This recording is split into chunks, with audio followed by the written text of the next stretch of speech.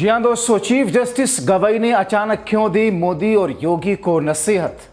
बहुत स्वागत है आप सभी का। आप देख रहे हैं द राजनीति का विशेष सेगमेंट खबर और विश्लेषण। मैं हूं जब्बार खान।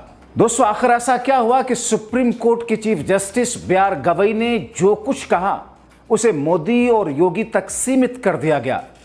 आखिर ये क्यों कहा गया कि दरअसल सीजेआई गवई ने मोदी और योगी को सख्त लहजे में नसीहत दी है। आखिर देश में सभी धर्मों, सभी जातियों, सभी लोगों के साथ समानता और बुलडोजर एक्शन को लेकर जो बातें चीफ जस्टिस गवई ने कही, उसको सीधा सीधा मोदी योगी के लिए नसीहत क्यों कहा जा रहा है, विस्तार से आपको बताएंगे दोस्तों। अंत तक जरूर देखें इस वीडियो को। दोस्तों, भारत के मुख्य न्यायाधीश बी.आर. गवई ने कहा कि समाज के बड़े हिस्से को हाशिए पर रखने वाली संरचनात्मक असमानताओं को दूर किए बिना कोई भी राष्ट्र वास्तव में प्रगतिशील या लोकतांत्रिक होने का दावा कर ही नहीं सकता। चीफ जस्टिस इस बात पर जोर देते हैं कि दीर्घकालिक स्थिरता, सामाजिक सामंजस्य, सतत विकास प्राप्त करने के लिए सामाजिक आर्थिक न्याय एक व्यवहारिक आवश्यकता है। दोस्तों, चीफ जस्टिस ने जो बातें कही, जाहिर तौर पर किसी भी देश के लिए, किसी भी लोकतंत्र के लिए, लोकतांत्रिक मूल्यों के लिए ये उसकी जड़ है। मगर इसके कहने की जरूरत क्यों महसूस हुई?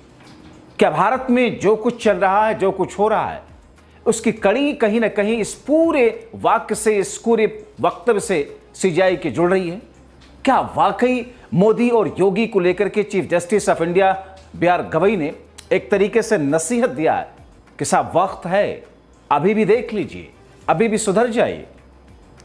मगर दोस्तों, इस मौके पर जो सबसे खास बात रही चीफ जस्टिस ने कही, वो बुलडोजर एक्शन को लेकर कही कि संरचनाओं के विध्वंस के मुद्दे पर हाल के फैसले का उल्लेख भी किया उन्होंने, जिसमें अदालत ने राज्य के अधिकारियों द्वारा आरोपी के घर और संपत्तियों को ध्वस्त करने के फैसले की जांच की।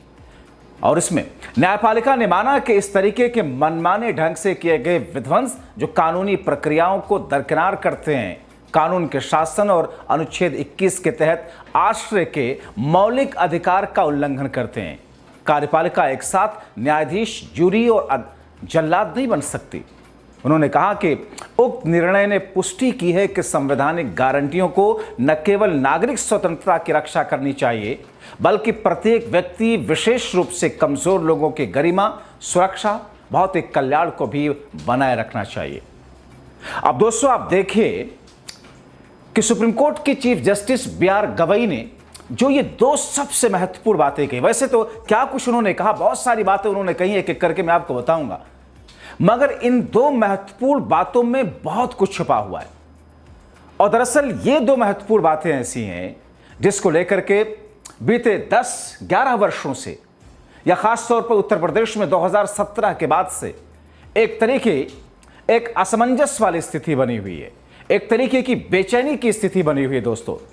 और इस बुद्धिजीवी, राजनीतिक जानकार इस पूरे वाक्य को लेकर के कहीं ना कहीं जोड़ रहे हैं अल्पसंख्यक समाज से कि मौजूदा वक्त में भारतीय जनता पार्टी की सरकार में, या केंद्र की मोदी, उत्तर प्रदेश की योगी सरकार में जो सरकार चलाने का तरीका है, जो व्यवहारिकता में दिखता है, क्योंकि एक तरफ मोदी जब ये कहते हुए आए थे कि हम चाहते हैं कि मुसलमानों के एक हाथ में कुरान हो और दूसरे हाथ में कंप्यूटर हो, क्योंकि दोस्तों आपको याद होगा साल 2013 का आखिर वक्त और 2014 का शुरुआत, या फिर चुनाव के वक्त में या उसके बाद प्रधानमंत्री मोदी दो बात महत्वपूर्ण तरीके से कहते थे कि हम सबका साथ, सबका विकास चाहते हैं।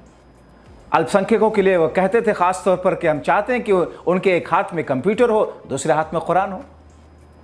उत्तर प्रदेश में योगी आदित्यनाथ ने जब सरकार संभाली 2017 में, तो जिस तरीके से अपराध और आपराधिकरण को, जो प्रदेश को अपनी चपेट में आगे बढ़ करके ले रहा था, उस पर उन्होंने जो प्रहार किया और जिस तरीके से एक मैसेजिंग की, उसे तो ऐसा लगा कि शायद एक आइडियल शक्ल में भारत आगे बढ़ेगा।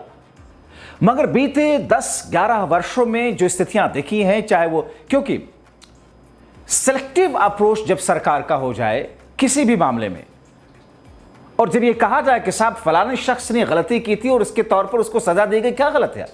हम भी कह रहे हैं कोई गलत नहीं दोस्तों, लेकिन वो गलती सबसे बड़ी उस वक्त बन जाती है, वो गलती, वो भूल, वो चूक, वो जुर्म इतना बड़ा उस वक्त हो जाता है जब समान गलती के लिए एक धर्म से जुड़े हुए लोगों को, एक समुदाय से जुड़े हुए लोगों को, एक जाति से जुड़े हुए लोगों के लिए आप सजा का प्रावधान रखते हैं, और उसी गलती के लिए, उसी अपराध के लिए दूसरे धर्म से जुड़े हुए लोगों को, या फिर जिन्हें आप अपना वोट बैंक समझते हैं, या जिन जातियों को आप प्यार करते हैं, उनके लिए सजा तो छोड़िए, उनके ऊपर किसी तरीके की कोई नकेल नहीं कसी जाती।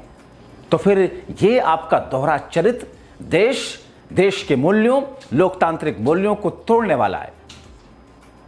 मैं आपको बताऊं कि आगे क्या कुछ कहा बी आर गवई ने, लेकिन आप देख लीजिए हाल के वक्त में, ऑपरेशन सिंदूर के वक्त में जब भारत ने पाकिस्तान को सबक सिखाने के लिए जो प्रहार किया, और कर्नल सोफिया को लेकर के जो विजय शाह ने, भारतीय जनता पार्टी के कद्दावर नेता और मध्य प्रदेश के मंत्री ने जो बातें कही, आज तक उनके खिलाफ सजा होना तो बहुत दूर की बात है। आज की यह खबर है कि अभी तक एसआईटी जो बनी थी, एसआईटी ने उस विजय शाह से जवाब तक नहीं लिया है। तो जब ऐसी स्थिति होने लग जाए, और दूसरी तरफ एक मुस्लिम समुदाय से आने वाले एक प्रोफेसर को बीते दिनों आपने देखा महमूदाबाद को, मोहम्मद अली खान महमूदाबाद, जिनकी फौरन गिरफ्तारी हो जाती है, एफआईआर दर्ज हो जाता है, जबकि उनके उस बयान में राजनीतिक जानकार या कानून के नजदीक से जानने समझने वाले लोग उनके उस बयान में बहुत ज्यादा कोई आपत्तिजनक चीज नहीं पाते थे। सुप्रीम कोर्ट का भी रवैया जिस अंदाज में देखा, खैर वो एक अलग बहस है, लेकिन जिस तरीके से ये पूरा का पूरा नैरेटिव देश और प्रदेशों में चल रहा है, सेलेक्टिव अप्रोच के तहत, चाहे वो बुलडोजर एक्शन हो, या फिर किसी तरह की कोई कार्रवाई हो, या फिर मॉब लिंचिंग पे खामोश रह जाना हो, जिस अंदाज में जो कुछ हुआ या हो रहा है या वक्तन फौक्तन होता रहता है, उसको लेकर के सरकार की खामोशी या सरकार के शय पर आपने देखा एक दलित सांसद के साथ में किस तरीके से खुद को करनी सेना से, यानी कि एक ऐसी जाति जो कि मुख्यमंत्री की जाति से जोड़ करके लोग देखते हैं, उनको खुलेआम छूट दी जाती है, हथियार लहराते हैं और क्या कुछ नहीं करते, तो फिर सवाल उठते हैं। और ऐसे में जब chief justice B R Gavai ने कहा कि साहब ऐसा अगर हो रहा है तो फिर यह देश के लोकतांत्रिक मूल्यों को ध्वस्त करने वाला है, लोगों ने सीधे सीधे इसे योगी और मोदी से जोड़ दिया। दोस्तों, समाचार एजेंसी पीटीआई की रिपोर्ट के अनुसार मिलान में देश में सामाजिक आर्थिक न्याय प्रदान करने में संविधान की भूमिका, भारतीय संविधान के 75 वर्षों से में चिंतन विषय पर आयोजित एक समारोह में बोलते हुए मुख्य न्यायाधीश ने बातें कही। उन्होंने कहा कि न्याय कोई अमूर्त आदर्श नहीं है और इसे सामाजिक संरचनाओं, अवसरों के वितरण, लोगों के रहने की स्थितियों में जड़ें जमानी चाहिए।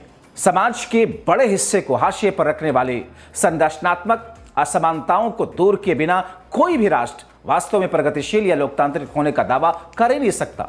दूसरे शब्दों में सामाजिक आर्थिक न्याय, दीर्घकालिक स्थिरता, सामाजिक सामंजस्य और सतत विकास प्राप्त करने के लिए एक व्यवहारिक आवश्यकता है। बहुत बड़ी बात कही उन्होंने। सुप्रीम कोर्ट के chief justice B R Gavai ने आगे जो कहा वो और ज्यादा आईना दिखाने वाला था।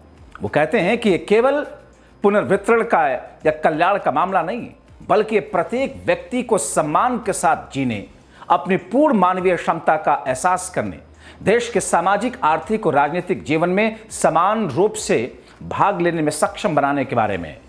किसी भी देश के लिए सामाजिक आर्थिक न्याय राष्ट्रीय प्रगति का एक महत्वपूर्ण पहलू है। ये सुनिश्चित करता है कि विकास समावेशी हो, अवसर समान रूप से वितरित हो और सभी व्यक्तियों को उनके सामाजिक या आर्थिक पृष्ठभूमि कुछ भी हो, सम्मान और स्वतंत्रता के साथ में रह सकें। क्या ऐसा हो रहा है? क्या ऐसा है? अगर ऐसा है तो बीते दिनों संभल का वाकया आप याद कीजिए। एक पुलिस अधिकारी ये कैसे कह सकता है कि अगर आपको सेवैयां अपनी खिलानी है ईद की तो आपको गुजिया खाना पड़ेगा? मेरे हिसाब से ऐसे शख्स की जगह जेल में होनी चाहिए, क्योंकि यह बयान आपसी सौहार्द को तोड़ने वाला है। यह बयान ऐसा है, वो शख्स ये कहता है कि आपको रंगों से दिक्कत है तो आप अपने घरों में कैद हो जाइए। समुदाय एक विशेष वो अपना त्योहार मनाएगा, रंग फेंकेगा। जो जिम्मेदारी पुलिस की होनी चाहिए कि नहीं साहब, वो जुमे की नमाज भी होगी, हम उसकी भी सुरक्षा देंगे, और होली भी मनाई जाएगी बाहर सड़कों पर, हम उसकी भी सुरक्षा देंगे। हमें सुनिश्चित करेंगे कि किसी को किसी से दिक्कत ना हो, मिल करके अपनी अपनी पूजा पद्धति, इबादत और त्यौहार को मनाएं। मगर पुलिस एजेंसी ऐसा नहीं करती दिखी। वो एक समुदाय विशेष का, एक धर्म विशेष का पक्ष लेते हुए दिखी। बड़ी जिम्मेदारी के साथ मैं बात कह रहा हूं। मगर हमारे देश की डॉगी और पालतू मीडिया सत्ता के तलवे चाटने वाली, गंदे जूतों को चाटने वाली, वो इसको जस्टिफाई करने में लगी रही। आपने देखा जिस अंदाज में जो बातें chief justice B R Gavai ने कहा है, वो एक आईना दिखाने वाली स्थिति है। और ऐसी स्थिति में अब कहीं ना कहीं एक बार फिर से चर्चा जोरों पर है। बहुत सारे लोग ये कह रहे हैं कि आखिर इस विषय पर कुछ दूसरी बातें भी बोल सकते थे बी आर गवई, मगर बड़े स्पेसिफिक तरीके से जिस अंदाज में उन्होंने इन मुद्दों को उठाया है, जाहिर तौर पर देश के अंदर समानता, सम्मान के साथ सबको जीने का अधिकार, स्वतंत्रता के साथ में सबके लिए समान सम्मान जरूरी है। क्योंकि सड़कों पर नमाज पढ़ना गलत है, उसे खत्म होना चाहिए। मैं खुद इस बात का कायल हूं, बीइंग मुस्लिम, कि मस्जिदों में 2-2, 3-3 बार जुमे की नमाज होनी चाहिए। सड़क तंग नहीं की जानी चाहिए। खुद इस्लाम में इस बात का जिक्र है कि सड़कों को तंग करना हराम, गलत है। कब्जा की हुई, गलत तरीके से पैसे कमाई हुई जमीन पर मस्जिद बना भी नहीं सकते किसी दूसरे की जमीन पर। मगर जब पुलिस एजेंसियां अगर किसी जगह पर किसी वक्त पर रोड पर नमाज पढ़ रहे सजदे में झुके हुए शख्स को पीछे से लात मारती है जूते को पहन करके, और दूसरी तरफ किसी दूसरे धर्म के लोगों के ऊपर पुष्प वर्षा करती है, वो भी सड़कों पर, उसी सड़कों पर यात्रा करते हैं, धार्मिक यात्रा निकालते हैं, जिससे लोगों की दिक्कतें होती हैं, तो फिर ऐसा लगता है लोगों को कि साहब इस देश में सिलेक्टिव अप्रोच अपनाया जा रहा है। और इसीलिए जस्टिस बी आर गवई का यह बयान बहुत महत्वपूर्ण हो जाता है। दोस्तों, उन्होंने वैसे तो बहुत सारी बातें कही। वो कहते हैं कि अक्सर मैंने कहा है कि आज यहां दोहराता हूं कि समावेशी और परिवर्तन के इस संवैधानिक दृष्टिकोण के कारण ही भारत के मुख्य न्यायाधीश के रूप में आपके सामने खड़ा हूं। ऐतिहासिक रूप से हाशिए पर पड़ी पृष्ठभूमि से आने के कारण मैं उन्हीं संवैधानिक आदर्शों का उपज हूं जो अवसरों को लोकतांत्रिक बनाने की जाति और बहिष्कार की बाधाओं को खत्म करने की मांग करते हैं। संविधान ने लोगों को दृष्टि, उपकरण और नैतिक मार्गदर्शन दिया और यह दिखाया कि कानून वास्तव में सामाजिक परिवर्तन के लिए एक उपकरण, सशक्तिकरण के लिए एक शक्ति और कमजोर लोगों का रक्षक है। हो सकता है, यकीनन है, मगर इसके लिए जरूरी है हमारे हुक्मरान, जो हमारे देश प्रदेश चलाने वाले लोग हों, उनकी इच्छा शक्ति, उनकी नीयत, उनकी मंशा जाहिर तौर पर। इसीलिए बी आर गवई के इस बयान को जोड़ा जा रहा है मोदी और योगी से। आप क्या सोचते हैं? अपनी राय कमेंट बॉक्स में जरूर लिखें। अभी के लिए इतना ही, बहुत शुक्रिया।